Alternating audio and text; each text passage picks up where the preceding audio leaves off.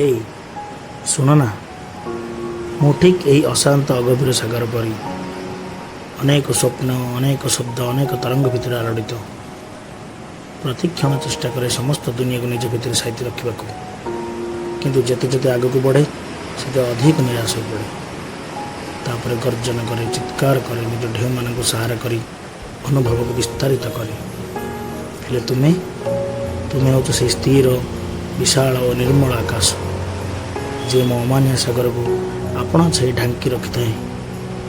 ତୁମ ରଙ୍ଗରେ ମୁଁ ରଙ୍ଗୀନ ହୁଏ, ତୁମ ଛାଇ ତଳେ ମୁଁ ଶୀତଳ ହୁଏ, ତୁମର ଗୋଟିଏ ସ୍ପର୍ଶ ପାଇବା ପାଇଁ ମୋ ମନ ପ୍ରତି କ୍ଷଣ ବ୍ୟାକୁଳ ହୁଏ। ଦୁନିଆ କହେ ସାଗର ଓ ଆକାଶ ମଧ୍ୟରେ ଅନେକ ତଫାତ୍ ଅଛି, କିନ୍ତୁ କେବଳ ଆମେ ଜାଣୁ ପ୍ରେମର ବ୍ୟାକୁଳତା କିପରି ଅନୁଭୂତ କରେ ଆମକୁ। ତୁମ ଛାଇ ହୋଇ ରହିବା ପାଇଁ ମୋତେ ତିଳେ ହିଁ ଦୁଃଖ ନାହିଁ। ତଥାପି ସତରେ କ'ଣ କେବେ ଆମେ ଦୁହେଁ ମିଶିପାରିବାନି?